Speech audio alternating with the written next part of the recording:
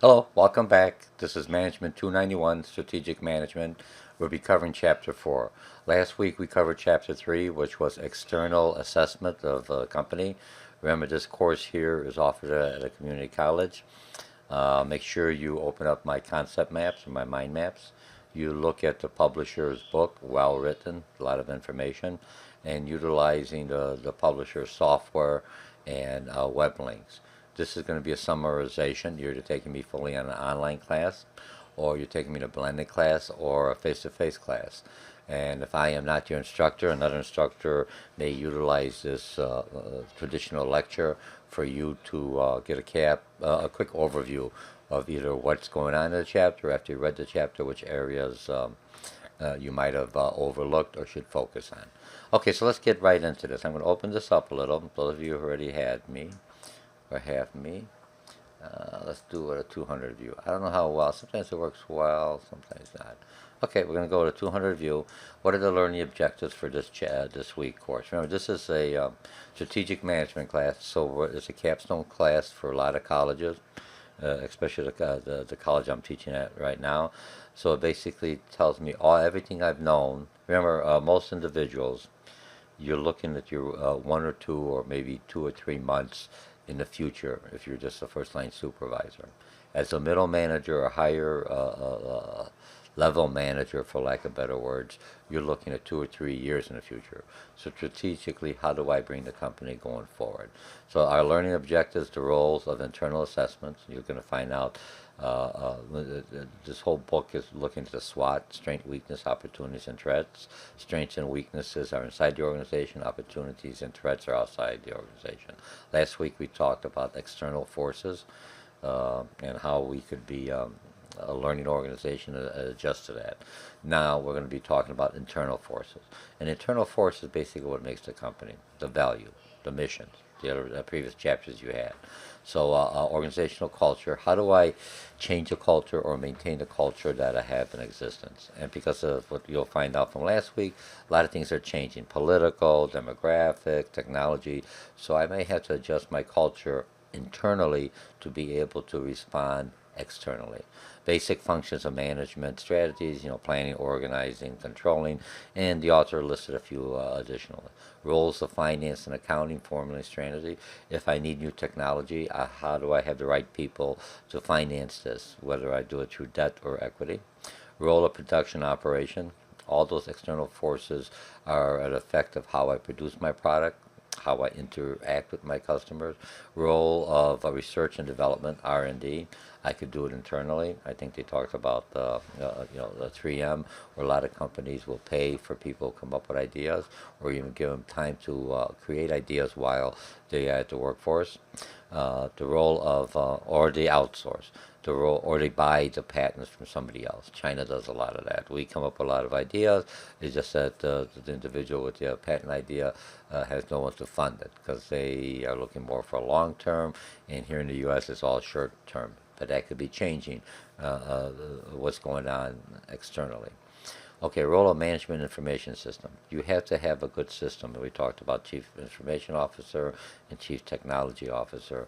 How do I make that not only for those individuals, but how does he or she be able to change the culture so they're utilizing these new tools that are available to us or reaching our customers that way.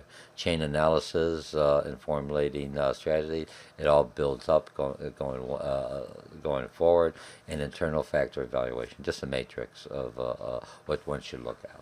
Okay, so that took care of our, okay, so now that's a quick overview. Let's get ready. I'm going to try to keep this under 30 minutes, 40 minutes max, okay? And remember, you already had this inside, you discussed this either in the classroom or in the forum or discussion board. If you're a fully online class, that replaces the lecture. Okay, distinctive competency, strengths that cannot be matched or imitated by a competitor. Your workforce, the individual, the work ethics, the technology, the people you have that are that you've trained, that you've developed over time. They don't have those individuals. I know a lot of people from, I teach at another university where I have a higher percentage of Asian students from different parts, Japan, China. They come to the United States to see what makes us tick. How do we come up with these ideas? What makes us very strong and effective is that we basically are I want to say, a land of immigrants, and we are, but from different thoughts, different ideas, different ideologies, different ways of looking at it. We have marketing, we have sales, we have people from all over. And that mixture put together gives you that uniqueness that's from a nation. Now, the same thing happens with an organization. If I have people that have the same mindset constantly, there's no challenge. You get into like a group think, okay? And certain strengths that I have, and maybe Patton or certain key employees, they don't have, and that's what's making me better than them. Okay, nature of an internal audit. Now, when I look at the nature of internal audits, first of all, process of performing internal audits. Let's go through this. You got to gather information, assimilate, prioritize information.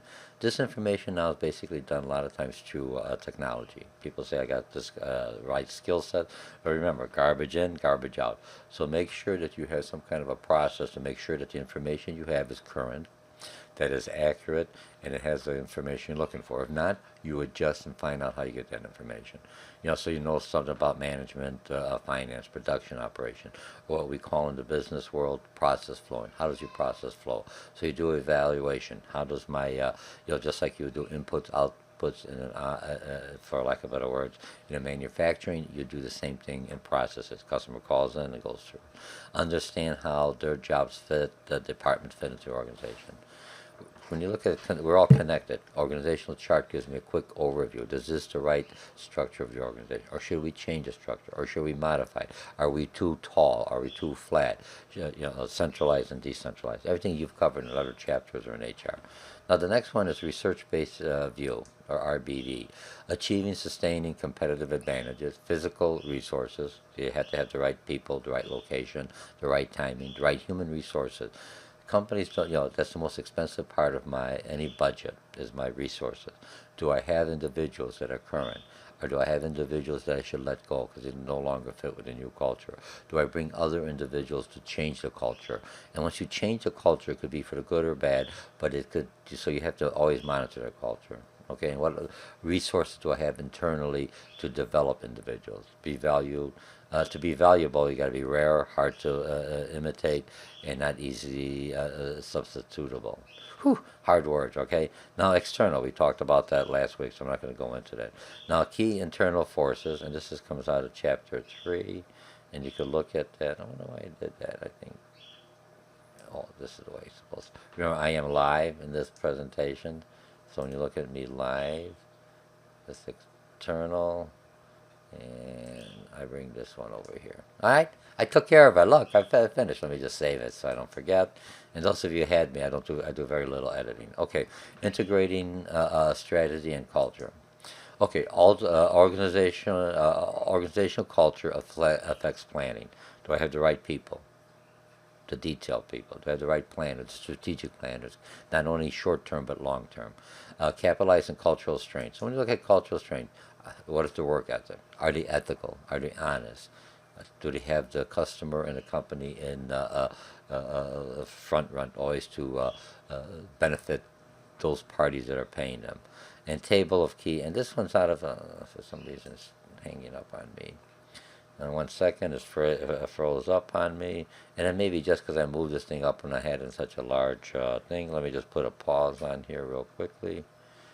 Recording, and I'll just pause this. Okay, we're back live again. I guess when I move it, because I expanded it to 200, it takes a little while for the process. All right, so we have that, and then we've got the table. And if I look at the table, this came out of the book. I'll just make it just a little bit bigger, just for some of you to look. It's socialization, don't question supervised decision, health conscience, support women and minorities, be lightly socially responsible. And the reason it's hard to see, I don't want to make it too big. There it goes, a little bit bigger. Is because it basically comes out of your book, and I did a copy on it. I just logged it in here, maybe not transferred over when I took it from a JPEG or a PDF file. I apologize. But look in your book in Chapter 4, very clear. It has all that information there. Okay, let's look at organizational culture. The college I teach at also teaches organizational behavior. How do I understand the culture? There's two things. You have to understand the culture from a marketing perspective, when I'm trying to market to different cultures, and then I have to understand the culture from the internal. What is my culture now? HR is saying, what kind of individual? You've got the skill sets, you've got everything else you do, but do they have the same drive? Do they have the same value system within the culture? Okay, developed by company over time. Certain patterns, will they be able to adjust to my pattern? You know, some companies may not be as ethical, and now I'm bringing this individual. Is he or she going to bring that negativity into my culture? I have to be careful. Learn to cope with external, perceive, think, and feel. Okay, now some cultural products. What makes up a culture? And this is just, I think, right out of the book, but it's basically a standard thing. Certain values of a company, beliefs, rituals. Let's say that's spelled wrong. Let's see. I'll just leave it at that. Okay, rituals. I think it's right. It's just with the S in there. Ceremonies, myths about the company, stories, how the company was developed, legends. He was the best salesperson, the best leader. Sagas, language. Every culture. I used to work for ComEd. We have our own language. The problem is you have the language within the cultures. People understand that, but if you go outside, they don't understand your terminology. Or you have a discipline. You're accountant, so you're using a lot of accounting terminology, certain ratios, liquidity, debt, equity. Other individuals may not understand that out of that discipline, and it's still a culture. Metaphors, symbols, folktales, heroes, and heroines. Okay? Now, when I look at management, we've learned when you've taken me for management or leadership, or you've taken other classes, remember this capstone for leadership or intro to business. The four basic ones of management is basically a planning, organizing, motivating, staffing, and controlling. So it's got to be this one comes up in here. It's in that order, and staffing's at the end. So when I'm doing planning, I'm forecasting. Remember, as strategic management, I'm forecasting 2 or 3 years. 10 years, who knows what's going to happen? Technology and things are changing so quickly that 2 or 3 years is a long forecast. So how do I set up strategies and policies? Organizing, job description, job specification, so I get the right individual. Job description tells me about the job. If I tell you to clean the toilets, that's what you're going to be doing. Job specification is where the courts are looking, and my specifications try to eliminate a certain class of individuals, certain minorities or women, for a lack of span of control. How many individuals could one company or one individual manage? All right, and then you have a narrow span of control and a wide span of control. Read in a book, you'll find out. Coordination and job design. Does one job follow? Does it make like an assembly line? Does it make sense? Where's the next call you get in it? And job analysis, basically looking at the whole the job description and specification and the work and everything else, and say, hey, how do I get the right individual? Just because he or she has a degree, does they have the right attitude? Do they want to work for the company? If you look at some companies, look at performance. The main ones: performance, relationship, to name a few. All right, so that's organized. Now the next thing is motivating.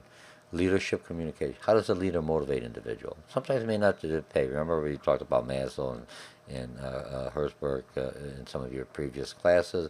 Maslow has the hierarchy, at certain levels, different ways to motivate an individual. Herzberg basically look at the job. If I feel good about the job, some people may say that's like a really crappy job, but in other people say I enjoy it. It gives me my hands-on experience.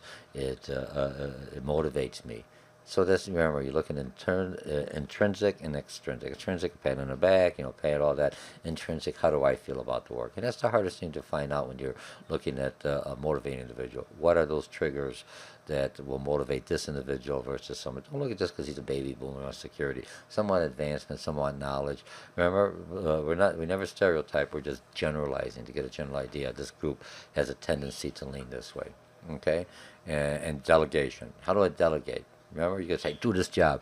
Or how does the communication to delegate, hey, do you mind helping me? You're still a supervisor. Do you understand that? You have the reward power. And the satisfaction and morale. A lot of companies are looking at morale. If the morale of the organization is down, then basically that reflects on all the individual. Who do you work for?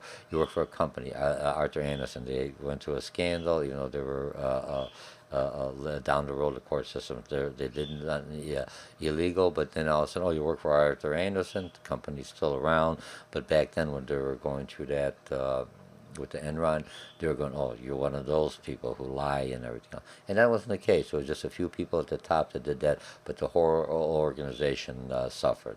So the morale was down, or something happened. The next one's controlling. When I look at controlling, you have to be able to control. If anyone's taken me for in my classes, they know exactly what they've done.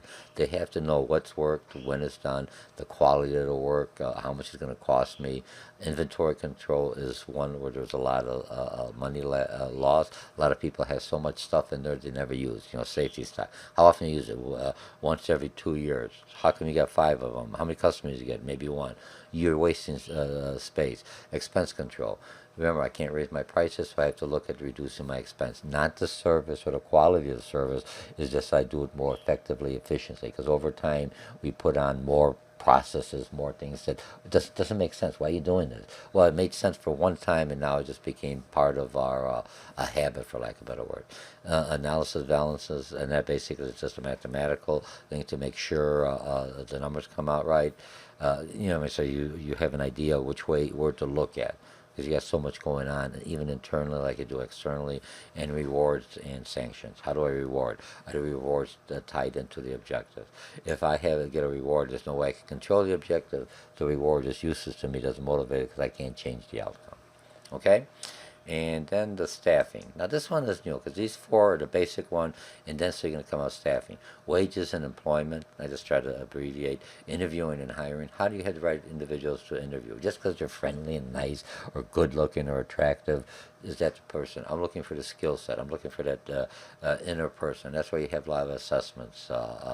Firing. How do I fire? In some books they say we don't fire, we just unhire you. Did you give them? Remember, the last thing you want to do is fire someone, but that's your worst scenario. You want to change your behavior, retrain them, because you already invested money into that. Let's fix it up and make it better. And training. Who do you train? On-the-job training. Are the trainers qualified? Do they hit the right individuals? Different demographic, different individuals, because of their culture. Maybe needs a little more on hand, or maybe they want more reading, or do you use technology to supplement some of the training, or refresher classes. Then safety and equal employment and unions. How do you deal with unions? I'm paying a little bit higher. I don't mind paying the union, but do I get the work out of the union? The quality work I'm looking at, and a timely thing. And then here's just a checklist, and it basically goes up. Use SMART goals. Specific, measurable, attainable, realistic, and timely. Remember, I did it in the last video. I didn't have that then. I'm more of a visual individual, so it's easier for me I just automatically just know it when you're doing it. Right? Just put the labels on there for the beginning for new people to understand. Do I utilize a SMART goal? And that's how they communicate. This is what we're looking at our goals. All levels of managers effectively. Managers delegate authority wise. That's the first line supervisors have a problem with delegating. Other individuals may just delegate to the people they know get the job done. What about the other individuals that aren't doing the job? Get rid of them, because that person that's always doing the work, they're going to say, hey, wait a minute. Joe or Jolene, she's not doing anything, or he's not doing anything. I got to pick up all the work, because, well, you do a real good job. Reward me then. Or get rid of those individuals because they're dead weight, and get somebody else in there. And, job description, specification, that's definitely wrong. I've just put a G on there, sorry. Okay? Employee morale, employee turnover. If you have a high turnover, what is it? Is it one factor? Is it a leader that's being too strict or too control freak, for lack of better words? Or is it because my benefits aren't there? Or is it just the job is so mundane? So how do I change that? Or bring another type of individual that they enjoy that type of work? Because I just didn't select. Just because you want the job for the money doesn't mean they're the right fit and they're trained. Okay, reward and control effective. Man, I really got a lot of things. And like I said, this is really messing up on me, and I apologize again. And that's basically because I'm basically, because I got it so large, and I'm making the changes on there. Let's see if I can get this. Okay. All right, I took care of that. Okay, so let's go into marketing. Now remember, when you're looking at marketing, wait a minute, strategic management. Mine is a double major, is management and marketing. I had to know how to manage an individual, and that's one of the biggest things. A lot of people get into that position because they're very good at what they do, but it's a different thing when you're managing individual, that relationship or emotional intelligence, the black and white. It's not black and white. You have to work in a gray area. So if I'm a good marketer, instead of forcing them, telling them you have to do this, I present it in a way that they say, hey, this is to my benefit, it's a benefit to the company. So when I look at marketing, part of strategic marketing, how do I teach finance. And part of the thing when the stock goes down is not that the shareholders don't like the company, there's not enough sales. They don't see that the company is growing and the company is going to be eventually out. Toys R Us are right there. Nice company. The model hasn't changed. You have a lot of stuff in there. People buy all the stuff online. Should I have a store that large to have all that inventory, or should I be very smaller, more of a flatter, smaller, specific for that area? Or do I do more online? And close down some of my larger stores. Okay, remember, marketing is basically to fill a need for a customer. And is there a need? And not only fill a need, could they afford it? And and the timing is right.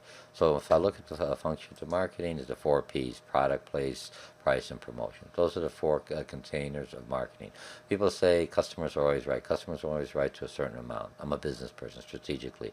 What type of customers do I want? Maybe these customers here, they buy one or two. Maybe I want to hit another market. Or I can't, I saturated. They're not going to buy anymore. They only could buy so much. I try to find another market or another use for my product. Okay, customer analysis. I got to look at the customer. I got to look at my pricing. Is it too high, too low? Product and services. People always want the best. They want the lowest price, but all the goods and everything else. How could I meet them? Or how's my pricing? So if I could upgrade them to the next level, that difference between look, I was buying something for my son. It was already cost me $800. That he wanted some. The brass was only $59. Like I'm already spending $800. Let's go for it. You know what I mean? Because that cost is so. If I'm just buying a basic model, just give me the basic model because I'm looking at it. I'm looking at quality. I'm renting an apartment or something else. I want a washing machine, dryer. I'm not gonna give him the best. Give him the basic model. The dry, whatever. You see what I mean? If for my own use, I may want that other stuff because I want all these other things. My wife may want it. You see what I mean? But what's that price differential to the next level to convince them to spend you spend so much, what's another $50? All right? And distribution, the logistics. Where are my warehouses? Where are my stores located? Are they close enough to my customer base? What are my customer base leads? And now those stores, I should close them and cut my losses, but still be in the market. Say, here's another store, or you could buy strictly online. We deliver to you. Market research basically is looking at what's out there. Doesn't know what's going on. It's taking through primary and secondary markets. We'll talk later on data, but we did last week. So how do I find out? I got the research. I analyzed how do I take that data to make it effective information, not only for myself, within the organization. Cost benefit. What's the benefit for the analysis? Why does it cost me? And marketing checklist, for lack of better words, is the segment right? Organization. What's my company's position to my competitors? That's how customers are looking. What share do I have? Already saturated a share, maybe, or there's no more potential for that. Maybe I should sell off that one product line, or maybe that company. Channel distribution, effective sales force. Remember, I could get them into marketing, but I got to have that sales force, he or she, to be able to connect with that customer to ask a question. And a lot of this stuff is also done online. Product controlity, CRM, customer relation management, the value of the product is easier to sell. Marketing plan, I could have the best marketing plan. Is it affordable? Could I afford it? And is it bringing enough people that I'm looking for? And then management is a training experience to make sure, yes, I think this, that's what I think. Are they, do I have enough focus groups? Do I statistical analysis? Do I use the software, the technology that's out there?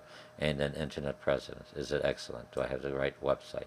Am I on the right platforms? Everyone says YouTube, Facebook, Instagram, but there's whole other ones coming in that maybe that's the customer base I want to go. So, and sometimes, like even myself, I'm on a lot of different platforms. I haven't used them. Some are risque, as I mentioned before, internally, but I know the platforms. I'm just keeping an eye on them. Okay, now financial and accounting, those two tie together. Functions of finance and accounting. Okay, investment decisions. Capital budgeting. Now, look, I give you the example real quickly. What's the difference between finance and accounting? I use the example of a bathroom scale. The bathroom scale, I want to see how much I weigh. I step on there and, got my body weight. This accounting, raw numbers. Here's what comes in. They give it to me in a condensed version. Here's my ratios. Here's my return on investment. All that's accounting. I can't lie about it. You're overweight. What am I going to do about it? What finance is like your a dietitian or your personal trainer. They take that information, you look at it, you know what I mean, but they understand how those numbers came, you know, the ratios, the profitability ratios, you know, your current ratios, return on investment. They don't understand that. And now finance has to take that, like the dietitian, and come up with a strategic plan to change those numbers legally. Not tell the account, hey, make them look good so the annual report looks good. No. What you want to do is basically, what's my plan? Lose the weight, quit eating, quit drinking pop. You know, like pop. I put a little weight on that, a lot of calories. You'll start drinking water, start doing this, exercise a little more. Well, I don't have the time, I'm busy. Walk up the stairs, park a little farther away. You see, that's a strategic plan. So in the 6 months, they'll check it, and then in 2 years, they say in a year or 2 years, you should be at this goal. But you have to take those steps to get there. You're not going to just turn it over now. You just gradually, because you got to change the culture, you got to change my behavior, you got to change your processes, you got to bring in new information and going forward. You know, dividends, you know, percentage of earnings, you know, repurchase stocks. Why do companies that happen? Well, there we go. For some reason, well, my computer is acting up on me today. Maybe it's just way too big. Okay, I'm just talking to myself. You know, percentage of financial ratios, dividends, and then when I look at the ratios, I got them in here. Let me just make this. For some reason, view. It's really acting up in here. I got two mind maps here. Hang on a second. I'll put it a pause again. Excuse me.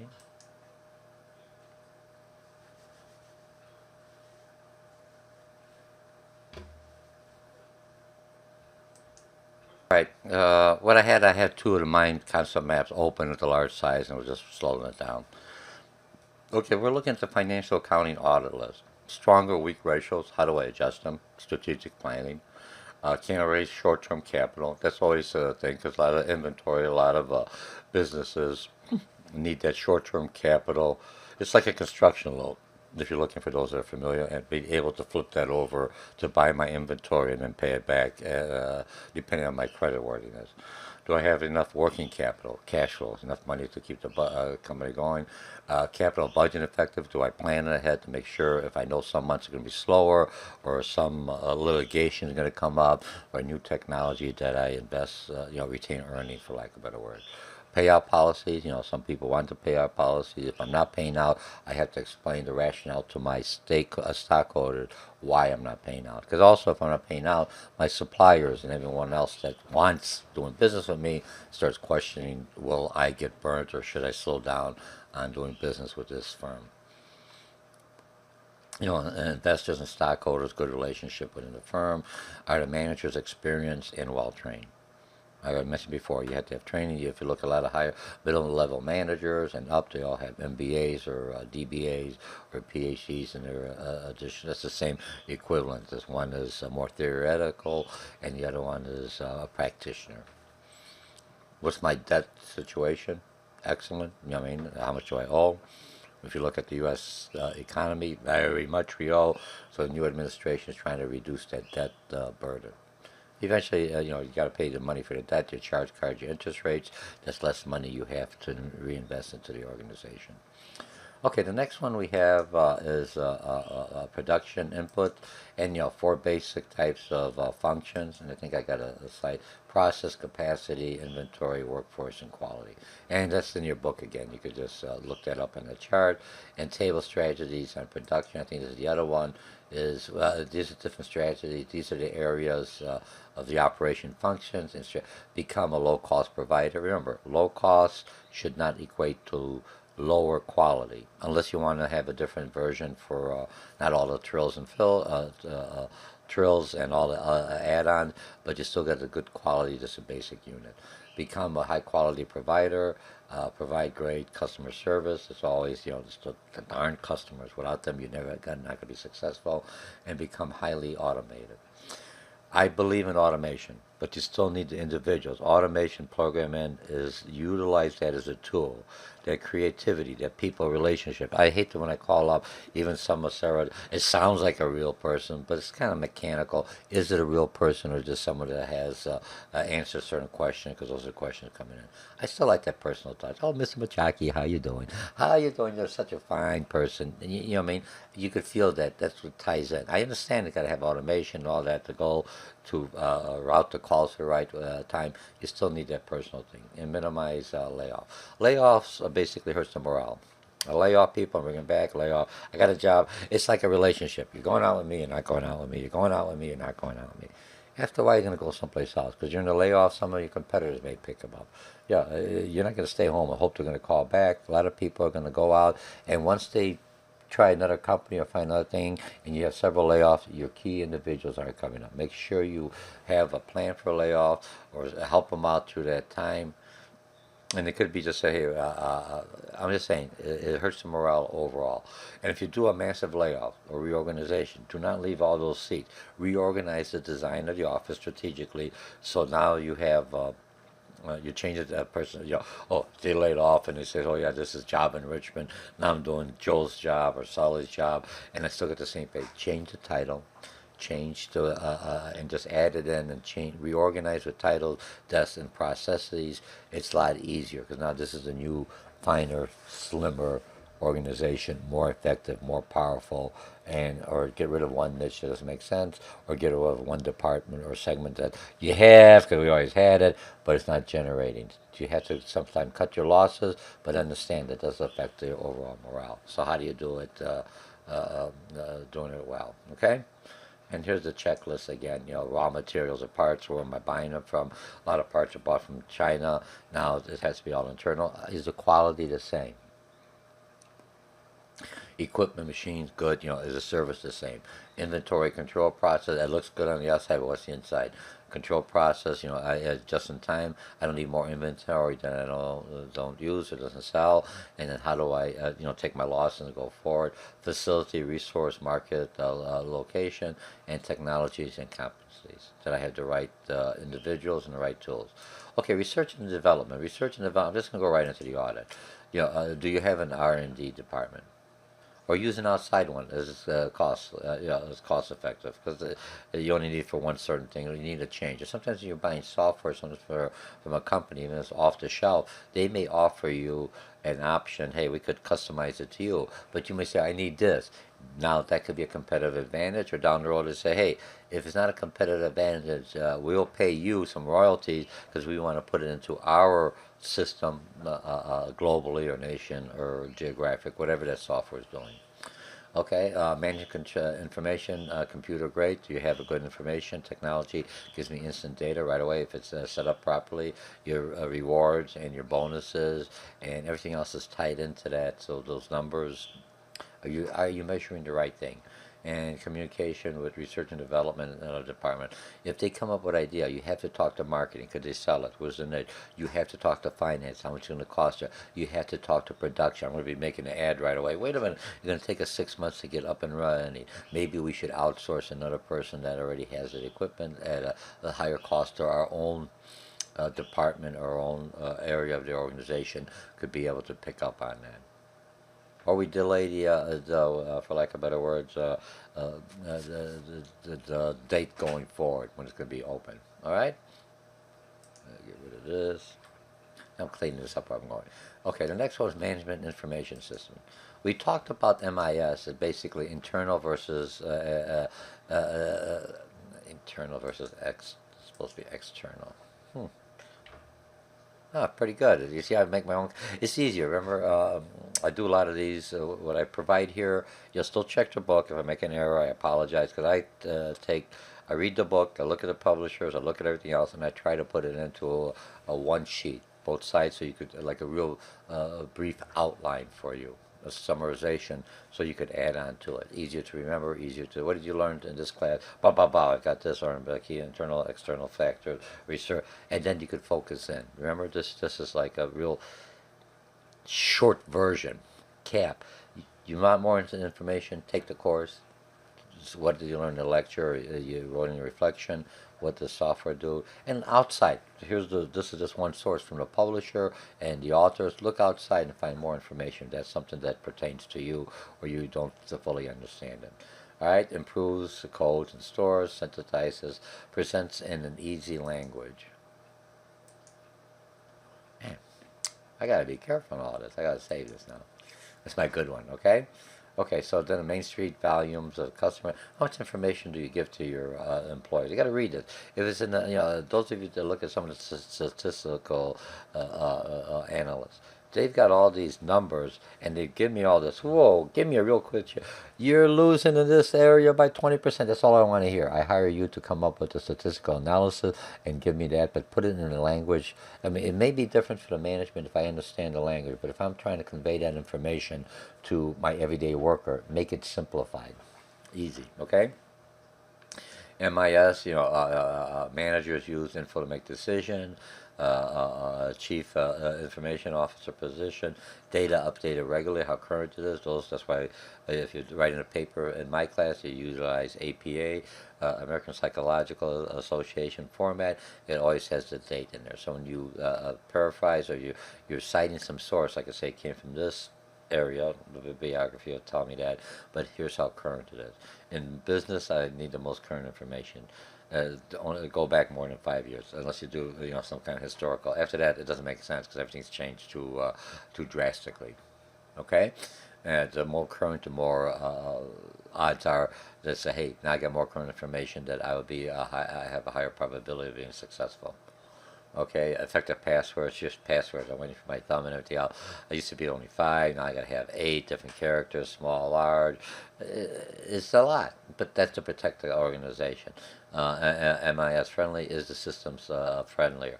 Used to have the old DOS type of a programmer people do it. No, it's a plug and play. You don't know it is in here, but you understand. That's why a lot of people utilize Microsoft product, is because once you learn one, it's similar. When you take a course management class that is using Blackboard, no matter what college, it'll be different versions, but it's similar. So if you're taking another class that has their own course management, okay, I know what to do on the discussion board. It just laid out a little bit different. A lot of stores you come in there, there's customer service here. The store's laid out a little different, but once you get accustomed to it, you already know where to find everything else. Okay. Understand competitive users. They're supposed to be users. Okay. Oh, no, nice correction. Users understand competitive edge if used properly. Computer training. Are they actually trained? And do they have refresher classes? So, or they only in one aspect. Microsoft products. My goodness, there's so much there. I'm only using maybe 10%, 20%. Maybe 30% of what's out there. What about the other 40? Some people utilize it, but is it specific for yours? And then 10. Let's see, 10 is MIS continuous upgrade, your learning organization, okay? And looking at what's the new trends for using that system. Okay, the next one we do is value change analysis, and for lack of better words, it's cost associated product input out, identify areas of saving, low cost. Here's a chain. Value activities identified, core competencies, you always want to keep that. What other stuff is fluff you don't need. Some core competencies evolve to distinctive competencies. Remember, this was a core, now this is only my company's doing it, what makes us the best. And some competencies yield sustainable competitive edge. Some do and some don't. Okay? Now, when I look at benchmarking, comparing against the best, if you're the company they're benchmarking, you've achieved that Maslow, that hierarchy. I'm it. I'm the company comparing against me. Look at some companies that we looked at as the leader. Now they fall because they got a big head, for lack of a better word. You have to be a learning organization strategically. You have to have the culture of individuals within your company that are always challenging. And now this is the way we did it, but why? Maybe there's a better way.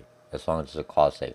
Maybe there's a short cost now, but in the long run will be more quality. Well, if your whole mission statement is for quality, but then your financial accountancy, you got to cut the cost, and now your quality suffers. Hey, you got to pay the other a little extra to have that quality.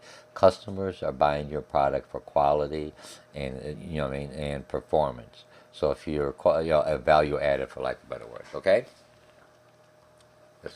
And the next one, internal evaluation, implementation strategy, how I'm going to change the culture. And here's the chart. I think there's two. And again, these were your strengths and weaknesses, for lack of better words. Let me just show it out here. I'm almost done. I think I'm almost going to be at 30. So, right, I'm looking at my turnover, and I got a increase from 5 to 6. Is that good? That's good because what basically tells me here is that I'm getting rid of my inventory, turning it over faster. That means my sales are up. Average customer purchase time, in store promoters, all this. You've got the book, read it. Okay, I just want to show it out there. Just bring it up. And the other one is weaknesses. Revenue for software segments down. Okay, certain areas of the market. If it's dropping, what is it?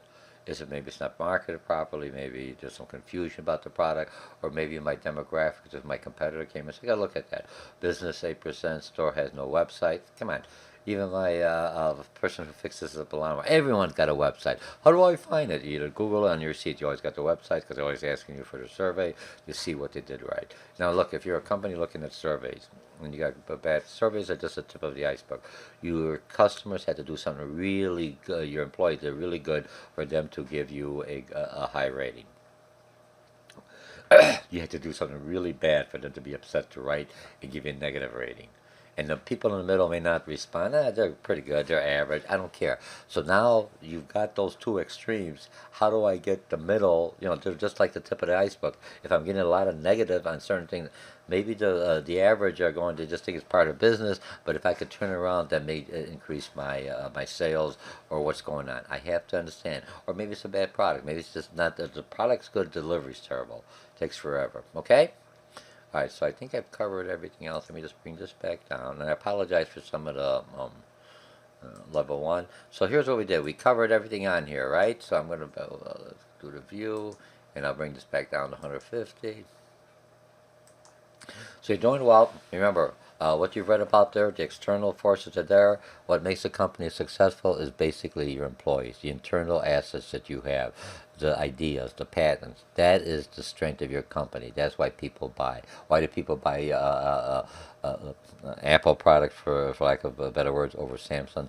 If Samsung didn't have that little fire on their batteries, because they did the batteries in house, and they thought they could handle it, and some quality. Long story short, if they didn't have that, they would have outsold, for lack of better words, the iPhone. The only thing the iPhone was going on there, they haven't been innovative. They haven't come up with anything new. The only thing that keeping the iPhone is the prestige that, hey, I got an iPhone, you got a Samsung. Remember, what's one up, down? If I look at some of the stores out here, Sears used to be the number one. Shopping, now it's barely surviving. Toys R Us was what they call category killers, because they basically had everything else there. That model doesn't work anymore. All these stores that are inside, Saks and Macy's, all those have those big stores. Now they're doing little smaller stores. What are most of the people coming in there for the makeup, for that customization, but they have a catalog. So you have to change your model. It doesn't come overnight. So you're changing it by test marketing a little bit. It's working, tweaking it, and then open up to different venues so people get used to the new model. Just one day I'm here, and next day I'm in a big store, next day I'm on, what happened here, dude? Or dudus, all right? And again, my name is Dr. George Mochocki, and this is Management 291, Strategic Management, Chapter 4, Internal Assessments, and then I'll see you in our next series in Chapter 5. All right? Bye. Let's see how long I got here. I'm going to come in here. 42 minutes. Perfect. Remember, you can always stop me, come back, and go back forward. Okay?